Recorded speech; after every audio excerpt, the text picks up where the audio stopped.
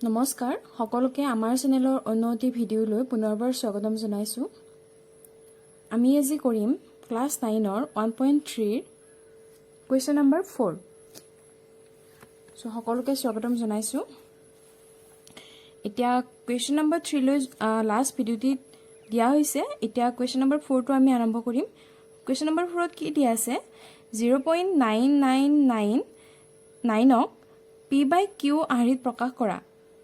তোমাৰ উত্তৰ দেখি আচৰিত হৈছা নেকি? তোমাৰ উত্তৰটো দেখি পেলাই ক'ব দিছে।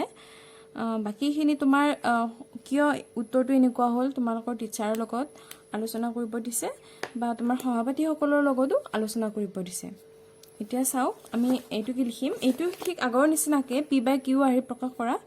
এইটো জাষ্ট আগৰবিলাকত কি দিয়া আছিলে বাৰ দিয়া আছিলে। এইটোত জাষ্ট কি দিয়া আছে বহলাই দিয়া আছে। ঠিক আছে আমি ষ্টাৰ্ট কৰিছোঁ। Question number 4 ধৰা হ'ল x is equal to x is equal to 0.9999 এনেকে আছে বা x is equal to 0.9 বাৰ। এইটো আমি ইকুৱেশ্যন নম্বৰ 1 দিলো। এতিয়া চোৱা যিহেতু এইটো 9 বাৰ এটা সংখ্যা আবৃত সেয়ে আমি দুফালে কি পূৰণ কৰিম 10 পূৰণ কৰিম। So 10x is equal to এফালে কি হ'ব 10 পূৰণ হ'ব 10 into 0.9 বাৰ। এতিয়া চোৱা এইটো এফালে পূৰণ কৰি দিলে কি হ'ব 10x is equal to 9.9 বাৰ নহ'ব জানো? এতিয়া 10x is equal to এইটো আমি কি হিচাপত লিখিব পাৰো 9 plus 0.9 বাৰ। এইখিনি আমাৰ কি হ'ল x। 10x is equal to 9 plus x from equation nung 1। ঠিক আছে এতিয়া 10x minus x is equal to 9 বা 9x is equal to 9 বা x is equal to কিমান হ'ল আমাৰ 1 হ'ল। এতিয়া কি কৈছিলে তোমাক তোমাৰ উত্তৰটো দেখি আচৰিত হৈছে নেকি? কুৱেশ্যনত দিছিলে কিয় দিছে কোৱাচোন? আমাৰ p/q আহৰিত উলিয়াব দিছে কিন্তু এইটো কি হ'ল আমাৰ 1 হ'ল। 1 টো আমি কি p/q আহৰিত লিখিব পাৰো নাই 1/1 এইটো p/q আহৰিত হ'ল 1/1 মানে 1 হ'ল। তো তোমাক সেইকাৰণে কৈছিলে কুৱেশ্যন নম্বৰটোত যে তোমাৰ উত্তৰ দেখি আচৰিত হৈছা নেকি? এয়াই আৰু বাকি বুজি পালা বুলি মোৰ বিশ্বাস হৈছে। এতিয়া চোৱা কুৱেশ্যন নম্বৰ 5 লৈ আহিছোঁ। কুৱেশ্যন নম্বৰ 5ত কি আছে 1/17ৰ দশমিক বিস্তৃতিৰ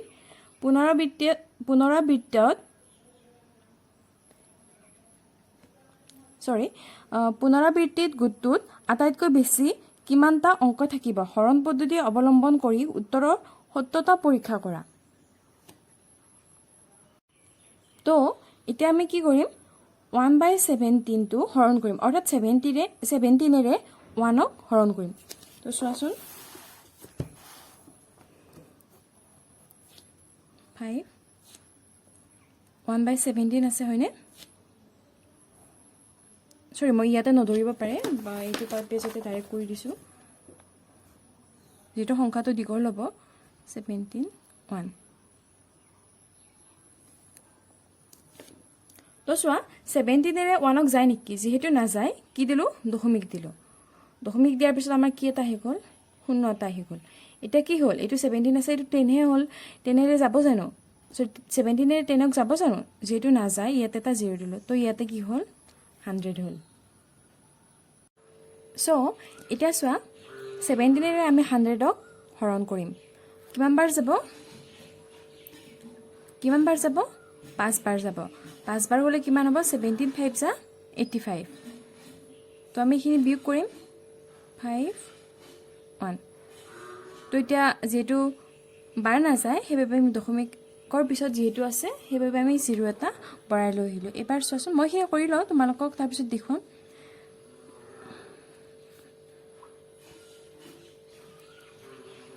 মই ভিডিঅ'টো এইখিনিতে পজ কৰি দিছোঁ। এইখিনি কৰি লওঁ বাৰু। তো চোৱা এইখিনি মই কৰি ল'লোঁ তোমালোকে স্ক্ৰীনশ্বটো ৰাখিবা এইখিনি আৰু আছে এইখিনি তো চোৱা আমি ষ্টাৰ্ট ক'ৰ পৰা কৰিছিলোঁ 17ৰে কিহক হৰণ কৰিছিলোঁ 1ক তো চোৱা লাষ্টত আমি গৈ গৈ ভাগশেষ কিমান পালোঁ 1 অৰ্থাৎ সংখ্যাটো আৰু পুনৰাবৃত্ত হ'ব তো এতিয়া আমি এনসাৰটো কি পালোঁ আমি 0.05882352941176647 এইখিনি কি হ'ব আমাৰ যেহেতু লাষ্টত 1 ওলালে এইখিনি পুনৰাবৃত্ত হ'ব ইয়াৰ পৰা সো এইখিনি বাৰ দি দিলোঁ ঠিক আছে আৰু আমাক কোৱেশ্যনত কি সুধিছিলে পুনৰাবৃত্তিত গোটটোত আটাইতকৈ বেছি কিমানটা অংক থাকিব আমি কিমানটা অংক পালোঁ 16টা অংক পালোঁ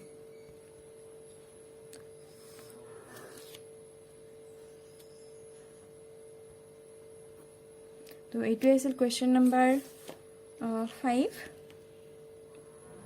এতিয়া আমি কুৱেশ্যন নম্বৰ 6 টো চাওঁ কুৱেশ্যন নম্বৰ 6ত কি কৈছে যদি পি আৰু কিউ খণ্ড সংখ্যা যাৰ 1ৰ বাহিৰে অন্য সাধাৰণ উৎপাদক নাই তেনেহলে পি বাই কিউ য'ত কিউ নট ইজিকুৱেল টু 0 আৰিত থকা বিভিন্ন পৰিমেয় সংখ্যা লোৱা যিবিলাকৰ দশমিক বিস্তৃতি পৰিসমাপ্ত আৰু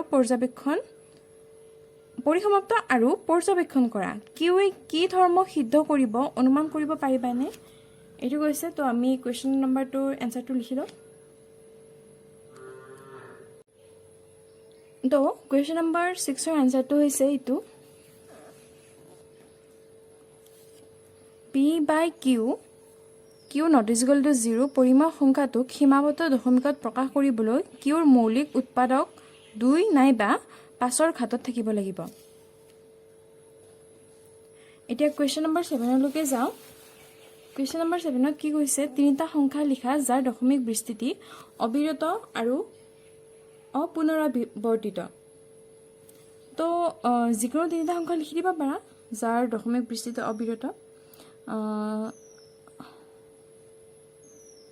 অপৰিমেয় সংখ্যা যিকোনো লিখিলে হৈ গ'ল তো আমি কি লিখিম √2 নহলে √3 √5 আৰু এনেকৈ তোমালোকে লিখিব পাৰা 0.001 মানে ঠিক আছে মই লিখি দিছোঁ √2 লিখিব পাৰা √3 লিখিব পাৰা √5 লিখিব পাৰা নহলে 0.010010001 এনেকুৱা টাইপৰ বস্তুবিলাক লিখিব পাৰা নহলে 0.020020002 এনেকুৱা ধৰণৰ এটা লিখিব পাৰা ঠিক আছে আজিৰ ভিডিওটো আজি ইমানতে সমাপ্ত কৰিছোঁ নেক্সট কুৱেশ্যন নম্বৰ 8 আৰু কুৱেশ্যন নম্বৰ 9 লৈ পেলাই অন্যটি ভিডিওৰ সৈতে তোমালোকৰ সৈতে লগ হ'ম তো আজিলৈকে ইমানতে এৰিছোঁ ভিডিওটি চোৱাৰ বাবে বহুত বহুত ধন্যবাদ